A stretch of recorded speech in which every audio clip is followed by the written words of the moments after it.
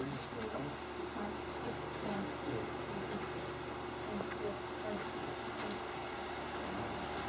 as we close our budget meeting and establish our budget then for the 14-15 year, now what we want to do is take a look at what revenue we need then to support that school system for next year. So planned spending then for next year, even though our budget will come in at 5.3 million, planned spending will be 4.5. And so now what we need to do is create that levy that will generate that revenue source. So if you look at the sheet again here, that's where we're just at. What we'll have here is, as you look at it, with our valuations, our land valuations increased to $418 million. And so to generate then that amount of money that we need based on our local state, or our tax from the state, as well as our federal revenue, primarily most of our revenue then needs to come from the local revenue source. And so we need to bring in that $3.5 million to be able to create overall then that $4.5 million. So with that said, our overall levy comes in at 0.8456 for our general fund, and then you throw the building fund to create that. Our overall levy then comes in at 0.896395,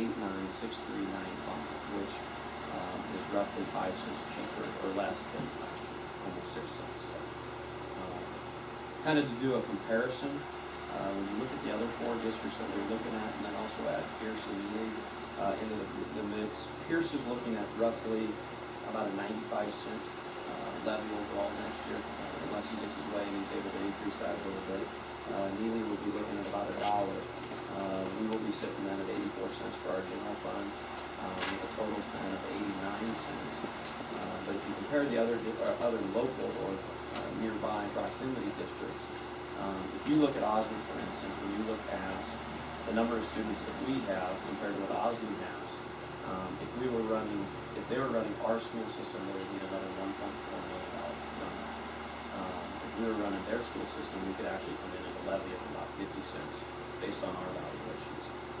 When you look at Plainview, they have a slightly higher land valuation. To run our school compared to their school, it takes us about $117,000 less than it does them. For us, our comparable levy then would be 82 cents. When you look at Bloomfield, again, their land valuations are higher than ours. We would need another $767,000 from our system compared to theirs. We'd be looking at about 66 cent levy. However, if you use their land valuation, we'd be looking at a 60-cent levy. And then the final one being Wausau here, we would need an additional $1.3 million from our school system compared to theirs, which we would need about a 52-cent levy to run their school system with their number of students. So what that brings in is basically looking at $13,000 per student to run your school. So when you look at 13-14 to the 14-15 school year, then we're looking at major increases in the budget then to create that needed levy. Wages will increase about $27,000. Again, normally you increase by over $100,000 per year, but since we reduced one staff member, didn't hire back, and there will be an increase of $27,000. Insurance, and then we talked about a special education increase would be $100,000, and early childhood. Now, as you look at 14, 15, 15, 16, we've been warned to plan about a 5% increase in land valuation. So if that does that, based on a 5% land valuation increase, that'll then generate next year for 15, 16 about $170,000 additional dollars for property tax if our levy can make the same. However, when you look at wage increases, you're looking at about $125,000. You throw the classified insurance increase, because we'll have to offer insurance to our classified staff a year from now. That'll be $70,000. Increase again in special education costs of roughly about $30,000.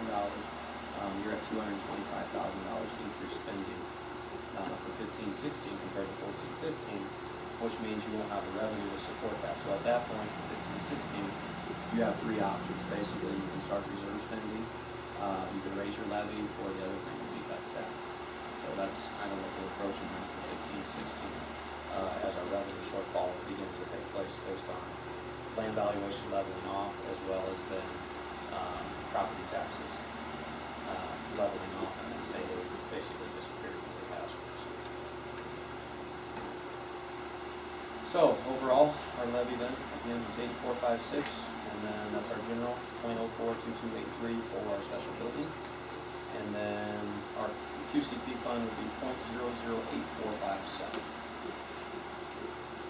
Grand total then, 0.896395.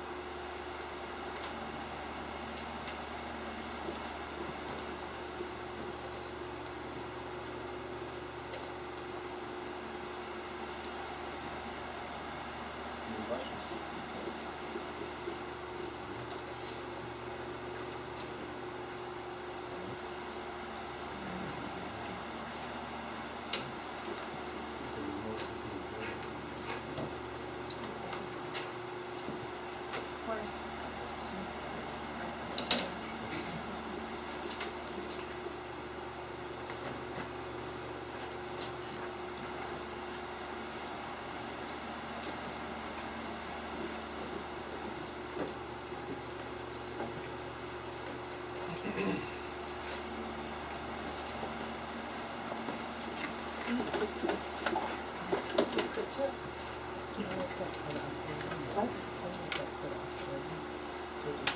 Oh, yeah.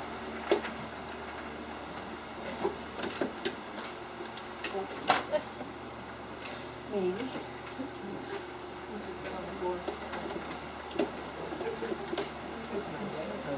You want to plug? It is going right at you. Oh, no. I can turn off. I should turn it there, we can do it. It's hot with it. Feels really lovely.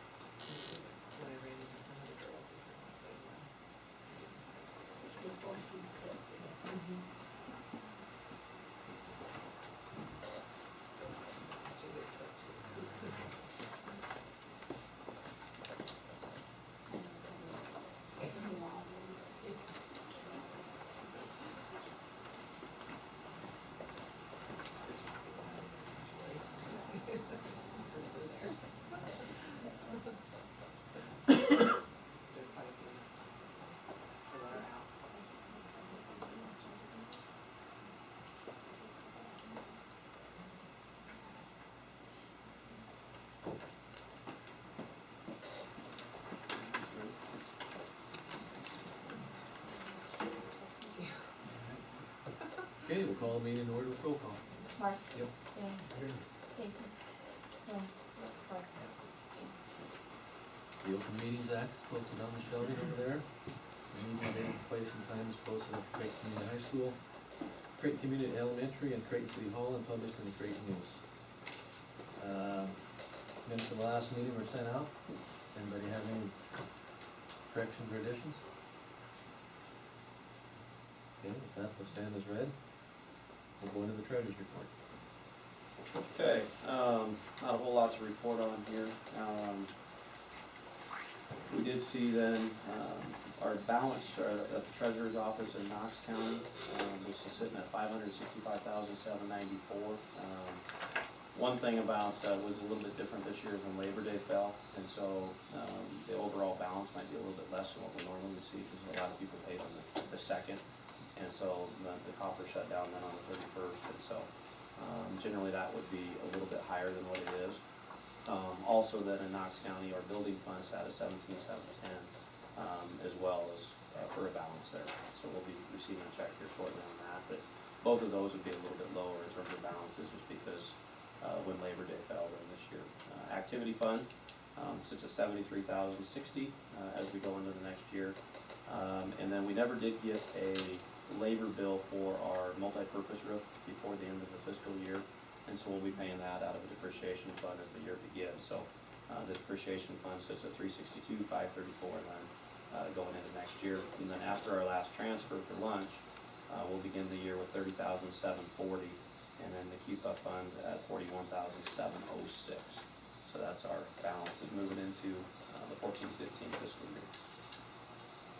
If you open up to bills, on the very top there you see the transfer. We'll do that each month then, moving throughout this fiscal year to up that account or increase the balance in that account. CMART on page 2 would be gas, as well as then the Creighton 59, and so that's a little bit lower than what we're typically, and then that's of course before the school year gets going here. If you turn to page 3, Creighton Auto, our deductible on all of our, on our comprehensive on our vehicles is at $500. You notice there we replaced 2 windshields and vans.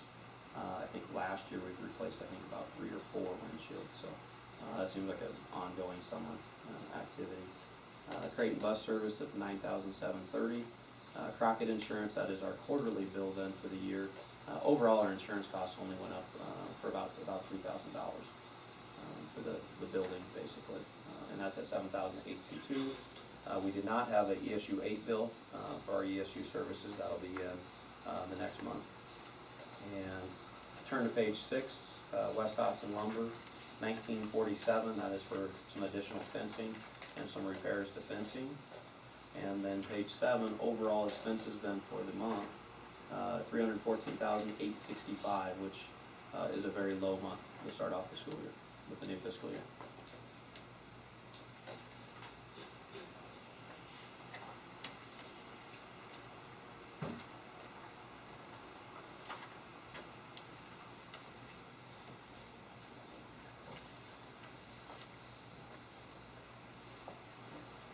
Any questions for Mr. Jensen?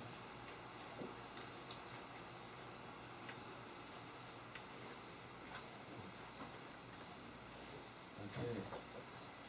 With that, we have a consent agenda.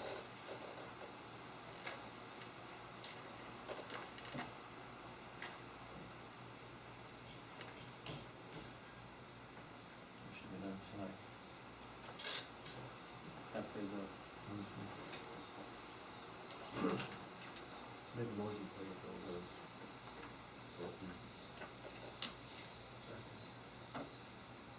Stacy. Bill. Yes. Mark. Jean. Mark. Dan. Yep. All right, McDowell update. And all but 2 kids will pick their clothes up already this year. We're doing this again. And I saw Roger today. He's gonna wait till the beans are out to go check the spurs down there, so I told him, yeah, keep an eye on it. So, all right, with that, we're gonna welcome our visitors and guests. Welcome. At this point, members of the public may address the board on items of a general nature at this point. Each individual will be limited to 5 minutes for public input, and the public input period may be limited to 10 minutes. If you wish to address the board concerning a specific agenda item listed below, introduce yourself at this time and identify the agenda item you intend to address, and you will be notified when it is your turn to speak. If multiple people wish to speak about a specific agenda item, designate no more than 2 speakers to speak within the public comment parameters as stated in this section. This also pertains to the feasibility study. So if you have input, this is the time to, if you have more than one in a group, we ask that you select a spokesman. So at this time, the floor is yours. As we do this, we wish you would not acknowledge who you are, state your name, and then come forward with your concerns. So, Can we address those as when we get to them on the agenda? okay, if we do that, then it's gonna be limited to 5 minutes. And how do you decide whether we're a group or not? I came as an individual. Well, I guess that's an honor system. If you're with somebody else, then you say, well, I'm with her, or whatever, you know? If that's, so, is that what everybody wants to do then? I don't think any of us are Everyone's here. together. Pardon me? I don't think anybody's together. Okay, and if that's the case, that's okay. So, then we'll move on, and then, once we get standard knowledge, and then we'll give you 5 minutes, and that's it. So we'll move on. Okay. Correspondence? All right, principal's report. You guys were handed a list of different enrollments there as well too, and Mr. Jensen will go through that as well, but, school's been off to really get started in this first 5 weeks. I put on there the ACT scores. We've received the scores for 2014. They're again higher than the state average, which was 21.7, so right now, 2014, that graduating class averaged 23.9. The class of 2015 current average is 24.89. I just went through with Mrs. Baldwin. We're trying to go through some John Bailey test prep with a lot of kids taking the ACT upcoming in October here. And so all the kids that are in your side class are going to be taking John Bailey test prep. So that's coming up here in October that they're going to be taking that. We were just able to release the NISA scores that came out from last spring. The elementary did very good. As you can see there, 97 in math, 97 in reading, 96 in science, and 88 in writing. The middle score was 94 in math, 94 in reading, 100 in science, and 92 in writing. Down below, the high school juniors were 85 in math, 85 in reading, 92 in science, and 96 in writing.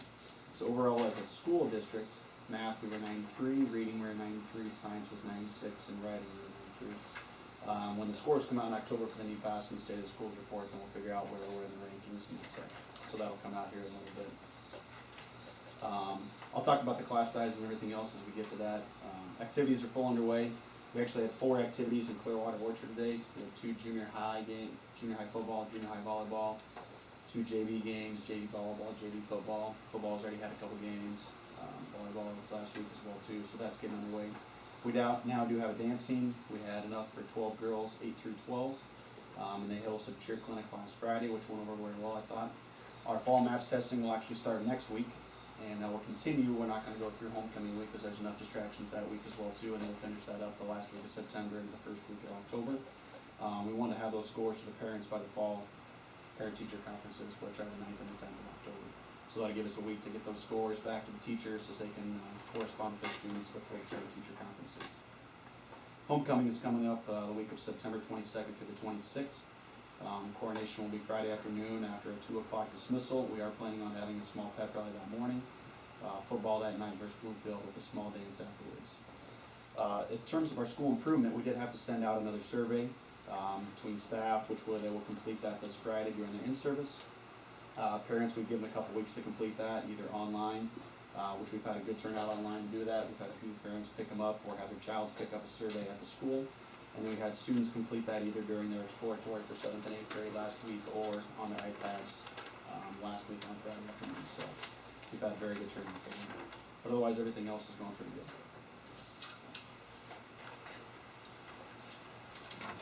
All right, any questions for Mr. Williams? All right, going to the superintendent report. Okay, I guess I only have one thing, and that is if we're interested in going to the State School Board Association to let us know early so we can get you signed up in rooms and whatnot too, so. That'll be in Omaha again. Yep. Yep. And I know if you're on the investigative committee or the architectural committee, they'd like to do some meeting down there to try to track down some of the other schools, so. While everybody's all in one spot.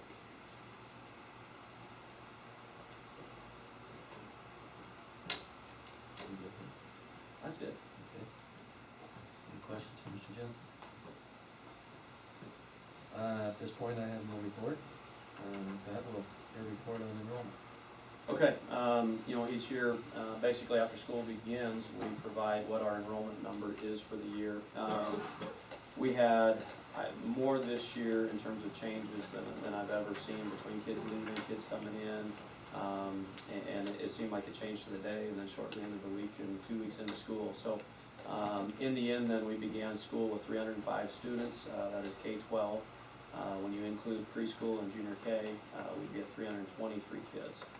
So as you look back at the kids that we had here last year, the end of the year, to new kids that began school here this year for the first time, we lost 12. We gained 16, so we were +4 on that side. 7 of those students are receiving services or will need services. So that's the big reason for our increased Fed budget for this next year.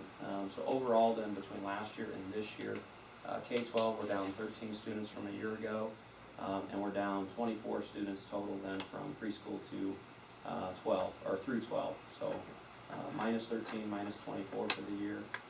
Next year we would project that we'll decrease by another 15 students K-12, as well as preschool through 12.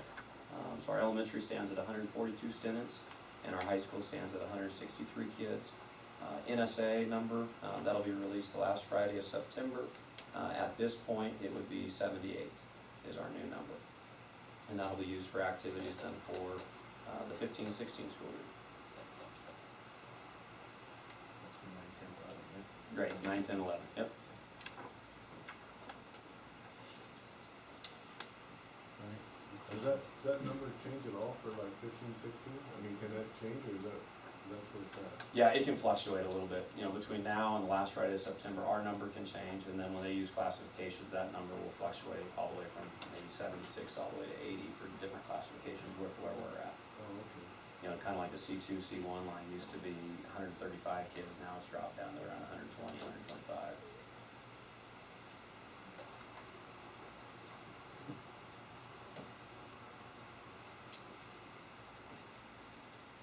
Any other questions?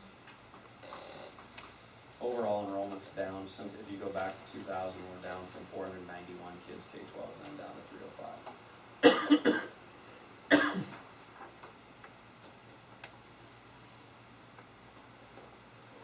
All right, no more questions, we'll have a report on high school courses. I just compiled and I went through all the courses that we offered and the sections. I'm not gonna run through all of them because there are quite a few sections and everything else. One thing I want to bring up before that was that teachers on average have over 4 preps that they're teaching. On average about over 5 classes individually. That's not counting any time they have junior high sports, junior high PE, and that kind of thing as well too. So quite a few teachers teaching quite a few different preps, and quite a few classes throughout the day, so we are trying to keep them as busy as possible. With language arts, we have a max anywhere from 29 is our 0-hour speech and drama, but our general English 11 is only one section of 20. But then we go down to a section of 2 for college English, and then a section of 1 for modern lit. In our social sciences, we have a couple sections of world history that are 14 and 12. A couple sections of side chrome is 6 and 12. Only one section of American government, that's 9. In science, our basic ones for 9, 10, 11 each have 2 sections. 17 and 15 for science 9, 10 and 15 for biology. Chemistry only has 2 sections of 7 and 2, and then we have 5 in medical terminology and 4 in science research. In math, we have 2 sections of almost everything except for a couple specific ones with calc and standards math only have 1 section apiece. The lower levels again have more, 13, 11 in pre-algebra, anywhere up to 13 and 16 for geometry. We only have 2 and 9 in the 2 sections of pre-calc, and then 6 in our calc class.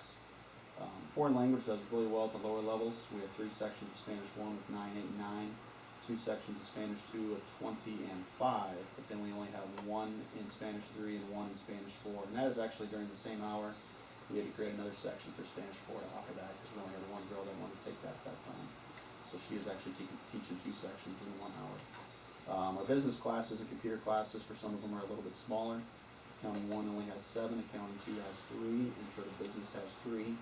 We were not able to offer intro to entrepreneurship. We had a couple kids that dropped out for another class. We were still able to meet Rule 10 accommodations, so we were able to do that. IBM procedures only has 2, but then increases to 8 and 23 for computer apps and 15 for intro to computers, which corresponds with world geography for freshmen. Ag has quite a few different sections, but again, they're not terribly big in numbers. 21 for intro to orientation to ag, 9 for horticulture, 7 for ag mechanics, 16 for leadership, SAE.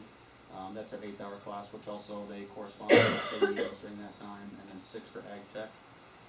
We have 5 different things that we offer in family consumer sciences, 3 in professional food, service, and nutrition, 9 in family and personal relations, and then 9 in intro to ed. PE does pretty well, as everybody has to take that as a freshman, 14 and 10 in those 2 sections. Advanced PE 1 has 14, Advanced PE 2 has 19, Advanced PE 3 only has 2 kids in it. Our music program currently for instrumental music has 18 kids in the band, and then 33 for vocal music. Art has 9 and 15 in intro to art, 4 for advanced art, 6 for yearbook journalism, and 12 for photography and graphic design.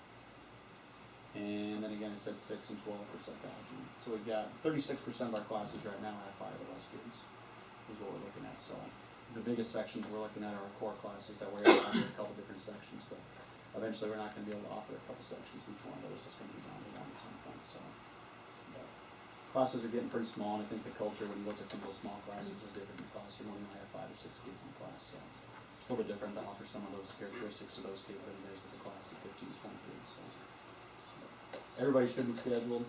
Our cutoff was about a week after that date, so we did that. Pass-fail forms were due last week, which we had probably about 15 to 20 kids take classes pass-fail. They'll have until about 4 weeks before the semester ends if they actually want to take the grade for that class or not, but they'll still get the GPA points if they want to take that GPA, but their credits will still be pass-fail. And like Mr. Jensen said, we have many school students who might even have another one coming up here next week that's going to enroll, so still changing. But that's all I had for course offerings there. You want to explain the pass-fail a little bit to people? Sure.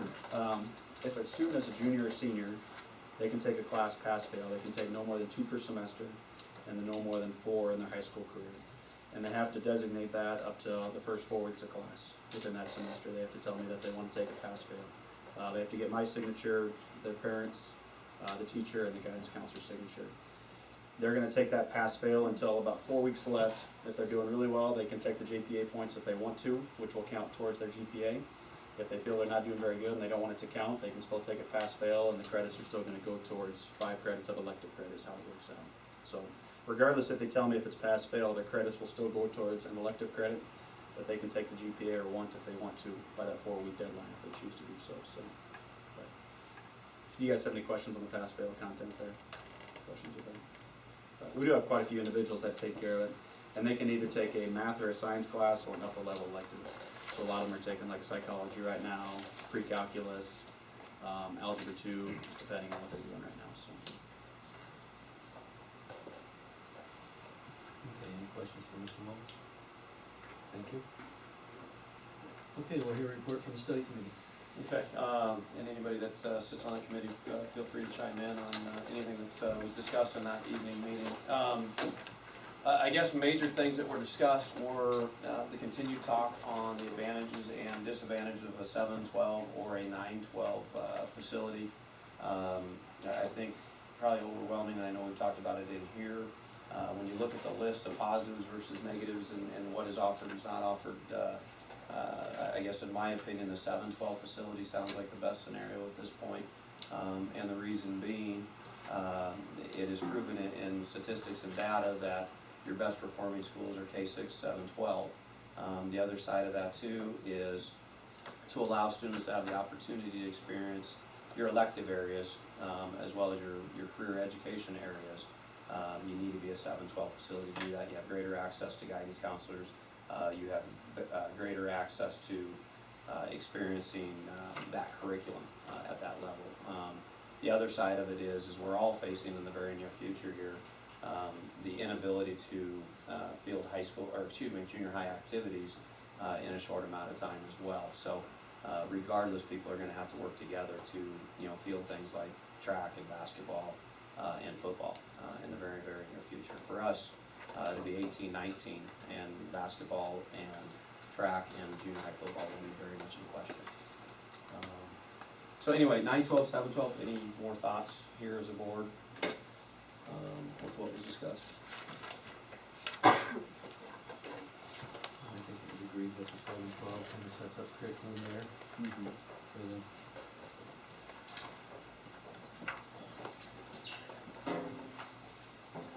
Okay. Other things that we got into then was the investigative committee. They're going to work to put together a survey that could be catered or personalized then towards the individual districts themselves. And so they're also working on discussing and talking with other school districts that have merged and have gone through this process, and I guess learn from some of the wrongs and kind of build upon some of the rights, and also look then at the communities that have gone through that process as well. Stacy, you want to add anything on that one? I know that's for. No, not really. We were just coming up with a list of questions, and I didn't bring them with me, but we're starting to come up with questions to ask those. To ask them. Okay. The legal committee has spent some time with various attorneys and called and contacted various attorneys to go through or possibly go through to represent them, the 5 schools in the future. We will have a recommendation then on that today. Members of the architecture committee have done very, very little at this point, and probably not necessary that they do anything at this point. I think maybe at the State School Board Association they'll have some opportunities and times to be around some of those individuals then that are various architectural firms. So. The curriculum committee, I know Stacy, you're on that one. You guys will be meeting again in the future Wednesday, September 24th, is that right? For investigative. Okay. But actually investigative was gonna be at the end of September. Okay. Yeah, the 24th. Right, and then this one's the curriculum one too for September 24th? Yep. Yep, and so they'll continue then to work to start to develop that curriculum for 7-12. And so that group will be meeting at that date. Also along the curriculum side was Corey Epler of NDE presented on career education and the opportunities that career education brings to students. And I think probably the biggest thing about career education is that it is economic development in its fullest. I mean, it is a great pathway to not only provide kids with additional opportunities in careers, but to also develop the economies in the area and the region. So I thought he gave a great presentation, had great information for everybody to hear. And so that offers, again, our students a lot more in terms of opportunities, as well as it can build communities and begin to recreate or regrow some of the lost population that we've had in the past. So, I think that's a nice tie. The Economic Committee will be meeting in Norfolk here in the next couple of weeks. We're putting together a round table of individuals then to meet, and some of these will be business leaders, industry leaders of Norfolk and the region. And what we'd like to do is sit down and talk with them about how this could be beneficial to them, and try to find basically a job market for our students as they graduate, and also gauge the interest in terms of providing some things to the facility, so that way we can educate those kids towards what they need in the labor force. And we will also be meeting with area chambers of commerces, as well as economic development within the 5 communities, and listening to the concerns and the issues that they may have, and try to come up with answers for them as we move forward with this plan. So the other thing is the revision grant. All 5 districts did qualify and received the revision grant, which is $5,000 per district for this next upcoming year to work on curriculum. The centerpiece of that will be career education. That'll be the center of that piece. They will come out and do a full community meeting. Before they do that, we'll be meeting with the staffs of the 5 schools on Friday, October 17th. Not sure where that'll be at this point, but it'll involve CTE teachers, administrators, a couple core classroom, guidance counselors, and those types of areas. And they will then basically look at our curriculum, the positives, negatives, what we need to improve on, what could be better, and maybe even some of the things that we're doing well at. And so they'll put that together, and then from there we'll begin to work on the curriculum through the revision process, which will also involve career and economic development, and then in the future years, it'll be $50,000 per district per year for the next 3 years to continue to go down through that process. The other thing that was reported on was the land valuations of the 5 school districts. When you look at it, Bloomfield comes in at just roughly $480 million. Creighton is $418 million. Osmond's at $367 million. Plainview is at $665 million. And Wausau is at $323 million. When you combine the land valuations of those 5 districts, you're at just under $2.3 billion. Which would be then, if you compare that across the state, the learning community of Omaha is at $19 billion, Lincoln is at $17 billion, Grand Island is at about $2.7 billion, Kearney is at 2.5, we would be at 2.3 billion. Next closest would be Norfolk at just under 2 billion, followed by Blair, Waverly, Aurora, and Norris. So that gives you tremendous resources at your fingertips, and also protects the taxpayers in future years beyond. So other than that, we did also talk about a November 12th joint board meeting.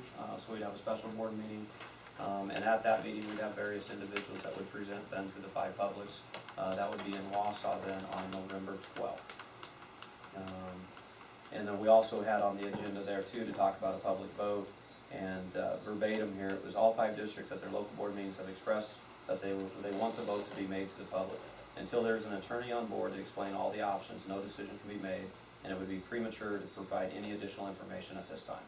And that's kind of what we've said in here for the last 3 or 4 months, that we all agree that we feel that it needs to be a community vote, but what that vote looks like at this point is premature to say. So. And then our next study committee meeting will be Wednesday, October 8th in Osmond at 7.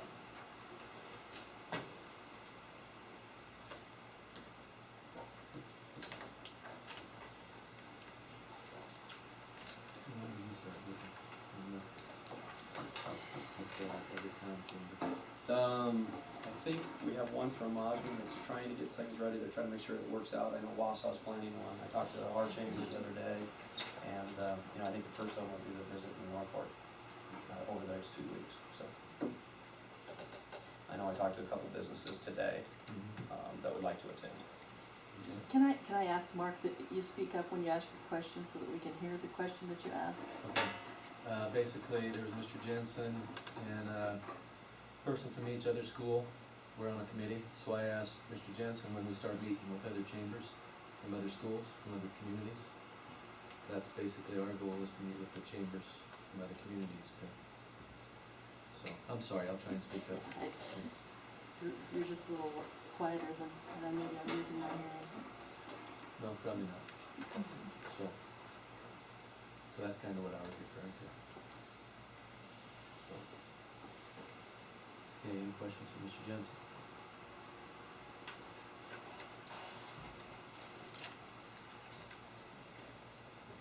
Okay. Now we get to discuss the 15-16 certified staff. Okay. As we begin this process, remember we need to meet prior to November 1st with the teachers' collective bargaining unit. All negotiations then need to be done by February 8th. If not, then it goes to the mediator. So remember, this is a moving process that probably hurries this process up a little bit faster than what it's been in the past. Typically then you're looking at being done with negotiations before, say, 8 comes out, which that's kind of Nolan's way for us at this point anyway. And then insurance rates should come out in October. So I don't know how urgent we'd be to meet until at least we get the insurance rates, which they're calling for about a 6 to 10% increase in insurance from Blue Cross Blue Shield for next year.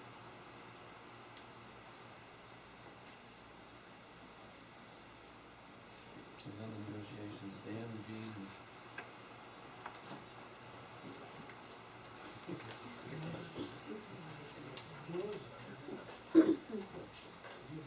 Yeah, And join Stacy. Stacy.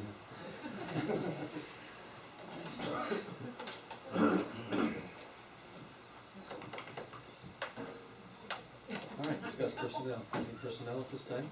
Are you gonna contact the CTA or should we wait it out? Who is the contact person in here? Cause they kind of, Who's the president? it was Dixie that sent me the letter. You don't, okay. So we just have to make sure we need to form them first, to begin the process. Alright. Put it on the agenda for the next one. I'm sure they would wanna contact with us and find out. Yep. Alright, move down to action items, act on option enrollment. Nothing. Oh, I'm sorry.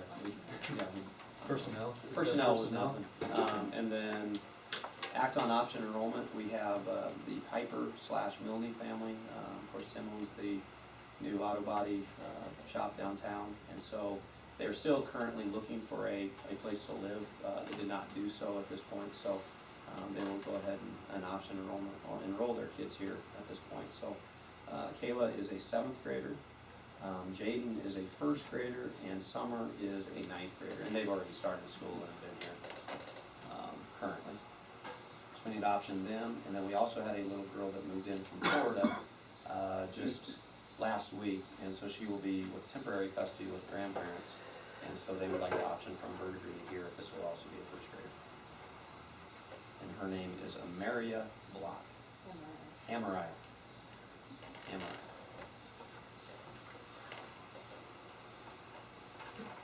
do you have to do those separately, or? Let's do probably the Piper/Milne family first, and then do the Block family next.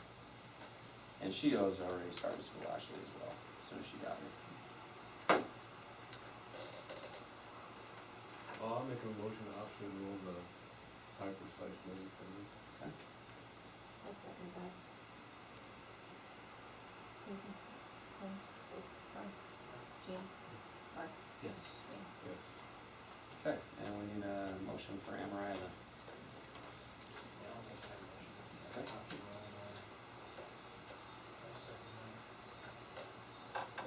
Mark, Yes. Dan, Yes. Susan, Liz, Cory, Jean. And they were all included then in your enrollments too. They were part of that 305. Okay. Discuss, consider, and take all necessary action with regard to retaining the law firm of Perry, Guthrie, Hazy, and Gesper. Okay, I guess at this time I would strongly recommend that we hire the Perry, Guthrie, Hazy, and Gesper law firm out of Lincoln, Nebraska to represent the 5 districts. Along those lines, we'll be asking that we sign a conflict of interest statement, which is because they do represent currently a district within the 5, as well as then in the event that anybody separates from this group, they could not represent our school or their school. So that's where that would come in with the conflict of interest at that point too. So I know we were asked back in May and June if we'd hired an attorney. This would be the first action of doing so. And you know, after I guess recent issues with the open meetings law or act, as well as beginning to take a look at the voting process, we're going to need their advice in the future. So I guess I would recommend then Rex Schulte of the Guthrie, Haas, and Gesper, and Perry. And he's not representing the other district alone. Yes, he is, which is very common in this. So this is a very big school attorney group. You know, there's 2 big ones across the state of Nebraska. This would be one of them. And this is all Rex Schulte that deals with his school law.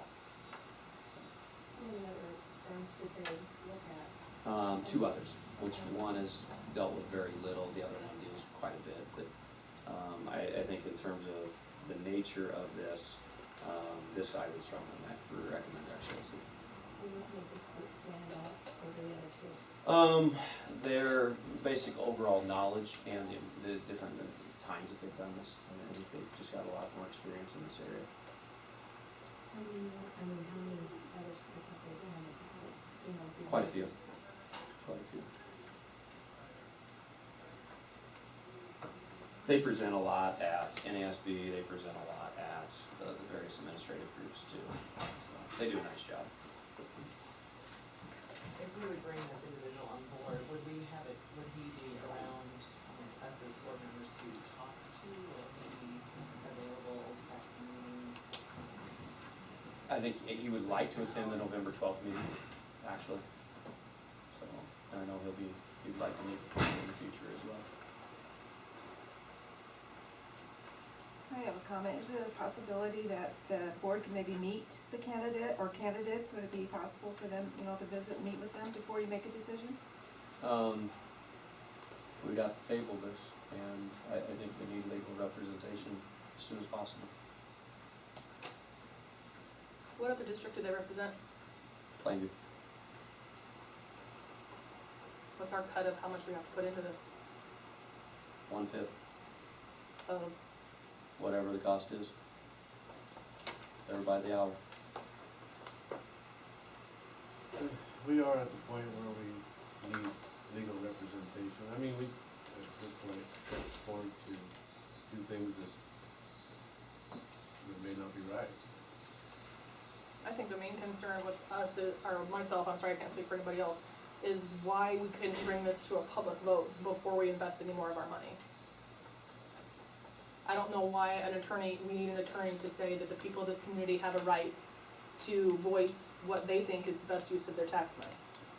We can't even put together a public vote until we have an attorney. Says who? You We can make a have to have an motion, attorney. you can make a motion to have a special vote for this. We have to have an attorney on board to do that. I called the county.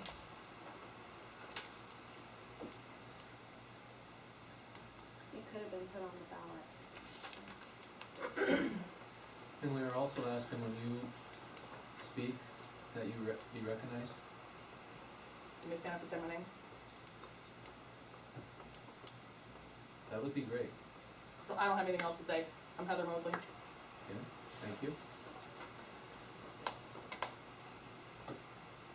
I made the first comment, Kathy Becker.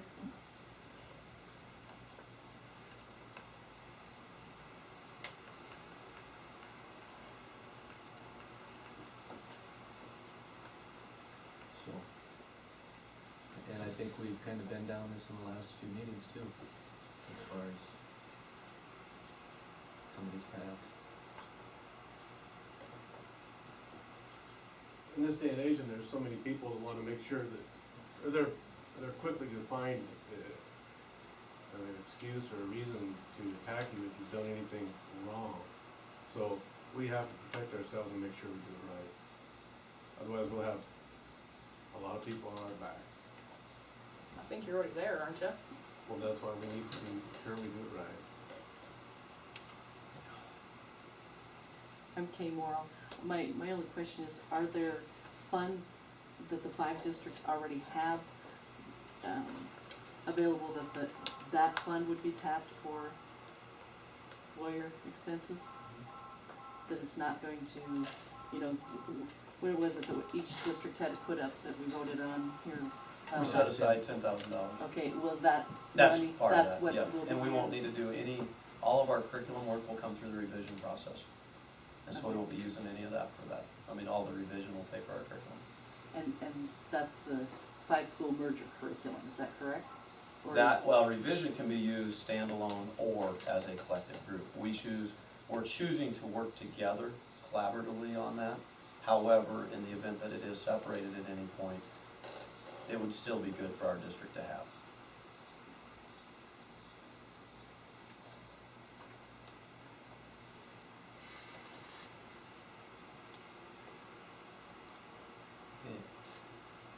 Mark, can I say one thing?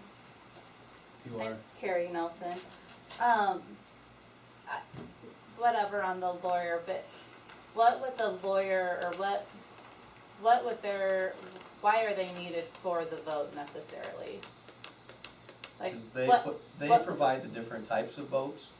They look at it exactly, all the different types of angles that you can approach, and how you go about it. I mean, we can read all the law books we want, we need their advice on them. Because that's all they deal with. Right, that's good to know.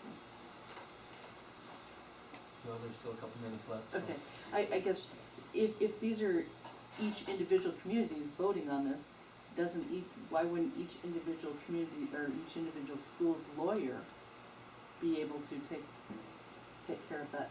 We need a collaborative group to you know, the reason why we are using this law firm is that it represents the group as a whole. Because of various things that have happened in the last month, we need to have that represent the group. We need group representation, you know, for instance, with the open meetings, statement, so. And each district can't decide to do their own type of public vote? That's what we need the attorney on board, they're the ones that provide that. And our And I'll be current, honest, our school attorney is not all education. You know, he deals with other areas. so it's not appropriate then to have our own school attorney to put together our own district's vote? You know, I guess I don't wanna say anything until we talk with the attorneys on it. Have you spoken to our school attorney at all? Oh yeah, just talked to him today. I mean, on this issue? Mhm. And he chose not to do it, or he chooses not to, or? This is not his specialty.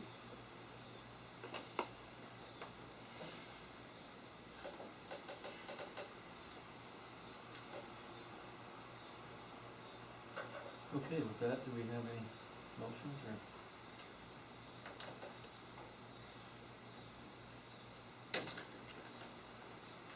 Need that back page read as the motion. I will make the motion that the Board of Education of this school district should and does hereby approve the attached resolution to employ joint counsel in the conflict notice and employment agreement attached thereto regarding the possible reorganization of school districts in Knox and Pierce counties, Nebraska, as a joint action of the Bloomfield Public Schools, Creighton Public School District, Osmond Public School District, Plainview Public School District, and Wausau Public School District, 5 school districts, and further authorize the President of the Board of Education to execute and deliver such resolution and agreement and take all necessary action to carry the same into effect according to the terms thereof.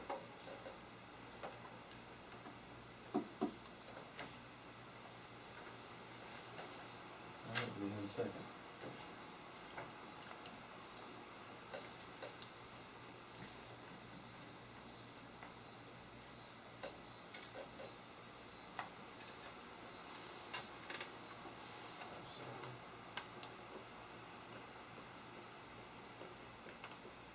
Yes. Dan, Yes. Stacy, yes, Lynn, yes, Art, Jean. All right, we need to act on the 14-15 budget. Okay, as proposed, previously in the hearing, that's where we established our budget then for the 14-15 school year. The general fund of 5.3, hold all that here.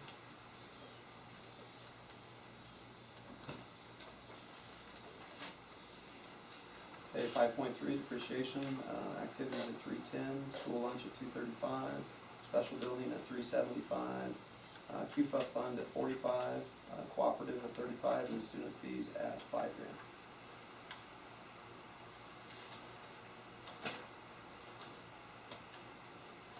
Any motion? The budget? Make that motion that we approve the 2014-15 budget.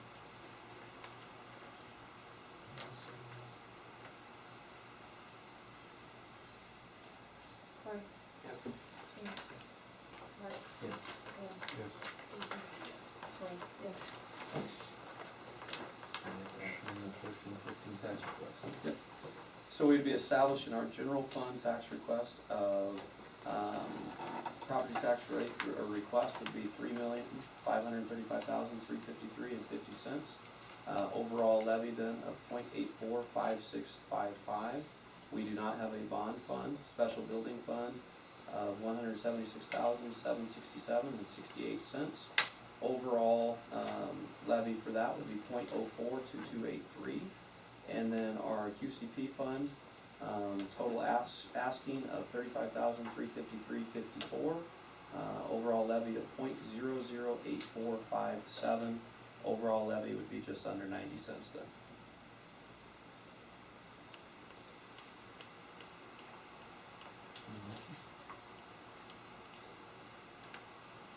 I'll make the motion to act on the 2014-15 tax request.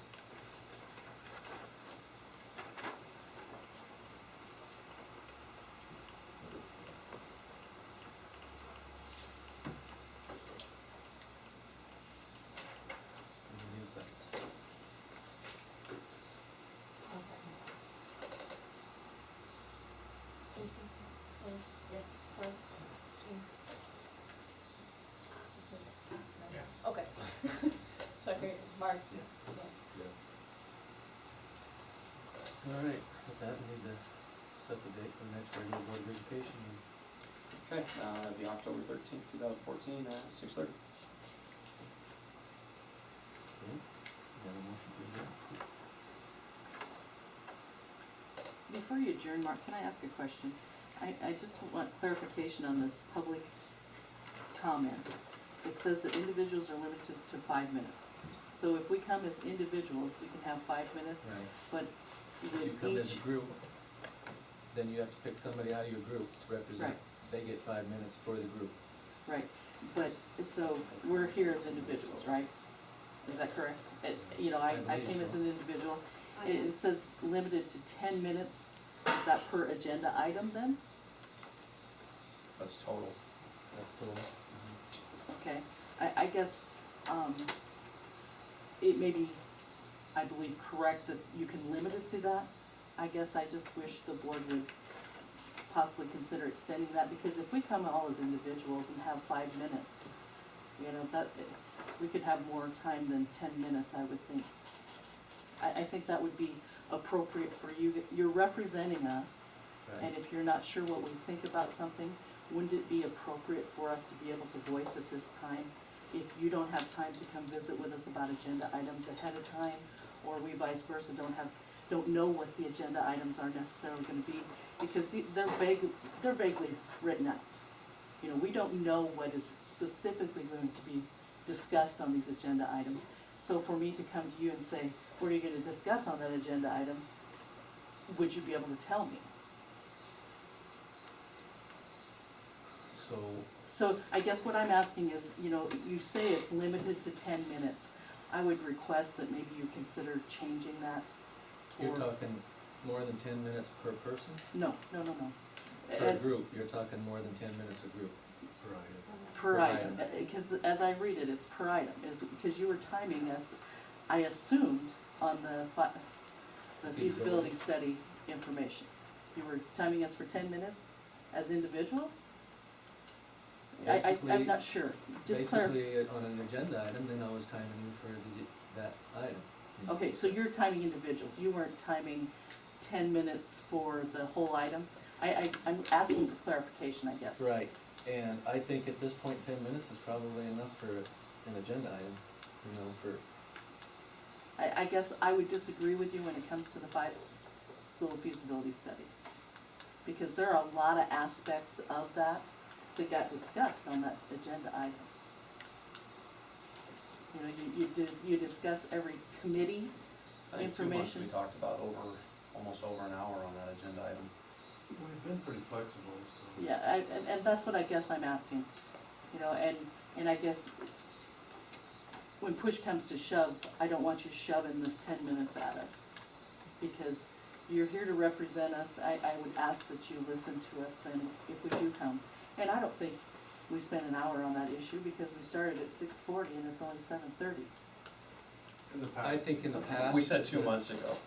2 months ago, we spent well over an hour on that agenda item. Right, because We allowed a lot of questions and answers at that and time. I appreciate that, and I guess I would ask that be continued. If Mhm. we're beating a dead horse, I can see cut it off and move on. See, and we answered a lot of the same questions. Yeah, So. but I don't think tonight you did. So, you know, I guess I don't I don't appreciate the limit of 10 minutes set here, if it's per agenda item. If that's what that's supposed to mean. If it means for groups, fine, but if it's 5 minutes for individuals, I think if there's 6 individuals that wanna speak, then they have 5 minutes.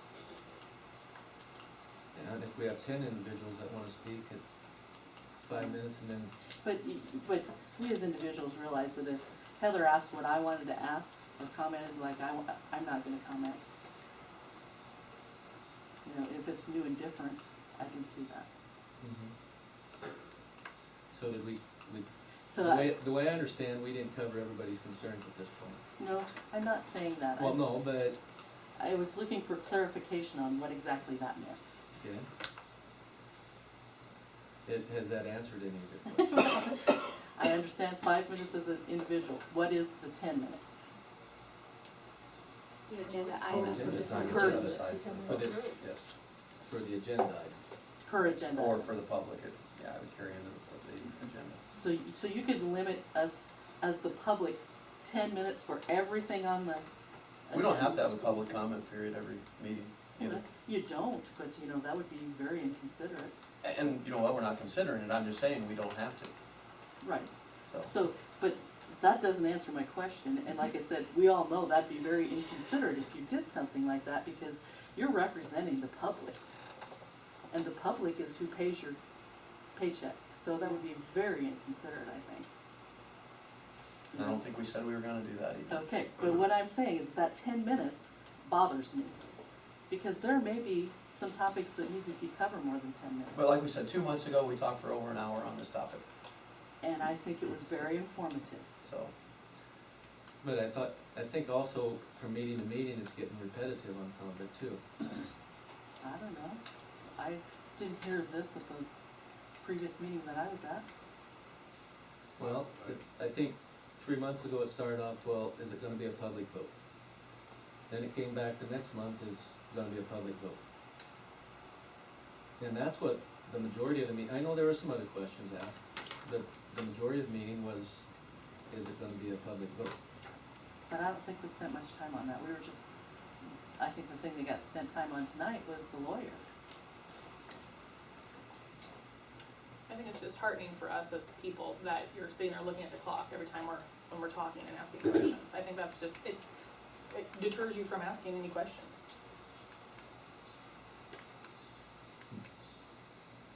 And I guess then, if you're not going to want us to take up your time during a school board meeting, I guess I welcome you as our representatives to hold public comment. You spend an hour, Mark, and let us tell you what we think. Have a meeting yourself. And we did have a meeting, an open meeting here a few months ago. Yeah, we had an open meeting, and that was when we was educating the people about what went on at the one Yeah, feasibility meeting. Too many people didn't was attend that that and at? weren't aware of that at the time. Are you talking? I didn't know nothing about it. Yeah, see, that was the earliest, when it was just beginning. You know, now more people have become aware of this by school, you know, now might be a time to, and I'm We'll not. have more meetings in the future, you know, Right.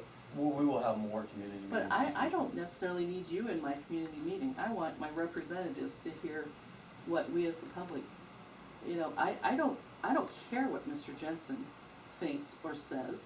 I want you to think on your own.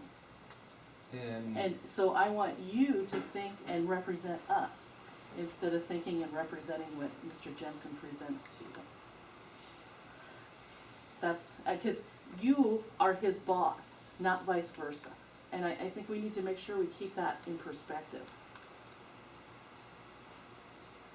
Okay, And as this moves forward, there will be a lot of opportunities for different people to meet with different groups to try and educate everybody as to any questions that they might have. I know that's what we did, back when we passed the bond for the new addition on the elementary.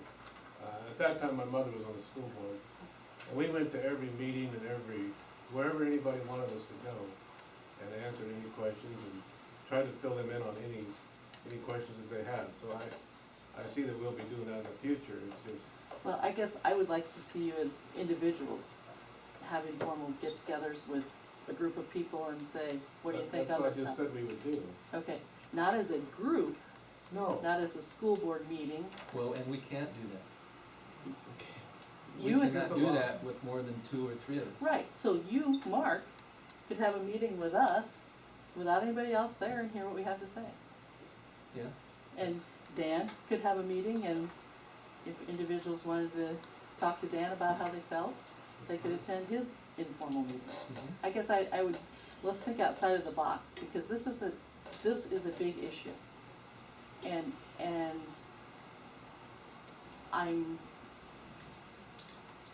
I know it's difficult for 5 people to make that decision, but I want those 5 people or 6 people to be informed of what the public is thinking. Because you were voted on to represent the public, and I want you to make sure that that's who you're representing. Because if the majority of the public is in disagreement with how you're voting, I don't understand how you can vote. Now, how are we voting? It's Well, never been said that the board is gonna vote.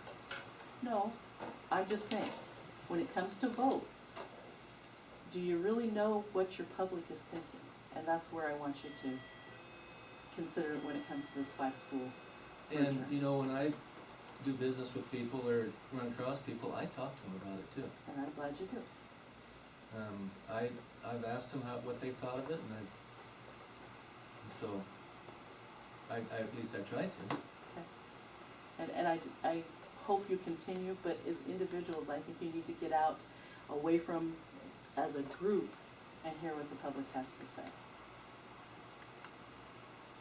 You know, I think you're selling us short as individuals. I know I'm not, Dan. I'm sorry if you feel that way. But, We have put a lot of time into this, and we will put a lot of time into this. I understand that. I It's understand. not an easy decision for any of us.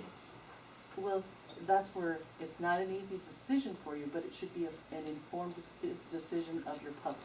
Right. Okay. And that's what these meetings hopefully will, or whether it's meeting one-on-one with them. Yeah. We'll try and educate or Well, get a response from you. that's why I say I would like you to have some small meetings. You know, nothing would make me happier than Mark Wilmus advertised as representative of the school district. I would like to hold a public comment meeting on Friday for an hour. Bring your comments, what your thoughts are, what your questions are, so that when I go to the board meeting, I'm more informed on what my public's thinking. That would make me really happy to see something like that happen, because then I know you care what the rest of the community thinks. And I'm not insulting you by that. Well, and I think I did give you more than 5 minutes, Kate, and I Thank didn't you. look up there. Thank you. Okay, Chad? Chad Waldo, just as an alternative to some of these suggestions, I'm pretty certain all of you would field comments individually. If I had a major concern, I could probably call any one of you on tonight after the meeting or any night this next month and discuss these issues, I would assume, as an alternative. I understand that. Yeah, I appreciate your guys' effort. I know that's a tough job and there's a lot of work that goes into it sitting on that side of the table, and I guess sometimes that's forgotten. And I guess I would just like to thank you guys for the time and effort you put into this. And it's can be a thankless job, and I'm sure every one of us in this room wishes we weren't here, but unfortunately, you guys have a tough job to do, and I'd like to thank you for your efforts and your work you put into this. thank you. And we do not want to go down the road that the other places go down. And so we want to make sure we're touching all bases and everything.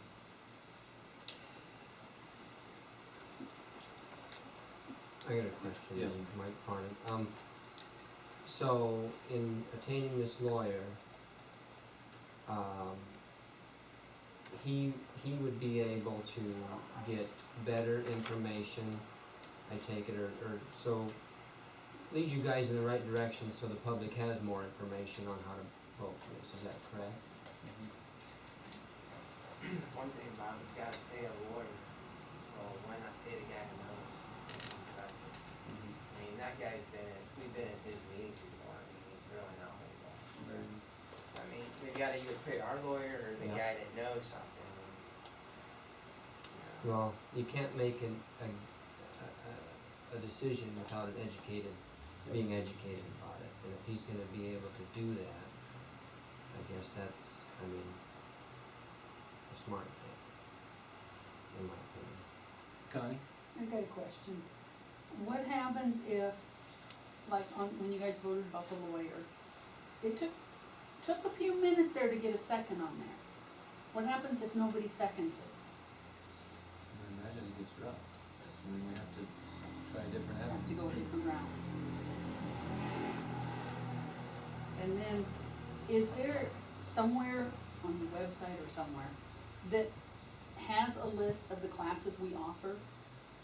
You know, Greg was reading through, There you is know, one that how is many on the were in each website class. in terms of just the classes that are offered for us. Yeah, yeah. There is one on the website right now. I have to double check because I think it's not as current as there is, but it will either, but what is on there right now is more than what we offer right now. And where would I find Last that? year when kids signed up, there were about 7 classes that we couldn't fill with kids that they signed up for. So I have the most updated one, and I will try to get that to Mrs. Boardman so she can put up that online as soon And as where would possible. that be on? I can't give you a date, I'm sorry. I'll try to get to her as soon as possible. Even if I gave it to her tomorrow, she might not be able to update it Yeah. until next week, because she's pretty busy too, I'm so. just curious where I would find it on the website. If you go to, I believe it's under our school improvement, I believe Okay. it's under there, it says, on the top, it says school improvement is one of the tabs, then if you go on the left, there's a whole bunch of different other links, and I think one of them is school offerings or course offerings, Okay. and that should have it there. And that was from the last cycle though. Right, and that was from quite a while ago, because I've been trying to update stuff from the last cycle, which our last visit was 2010, and there was a lot of stuff that was still up there from 09, 010, 11, and 12, and so I've been gradually trying to update all that stuff. You'll see some of those things are fairly new, if you go on there as well too, for the school improvement that I've been trying to update, so. Okay, okay.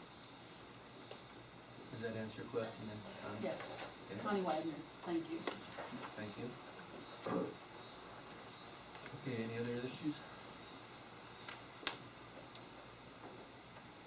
All right,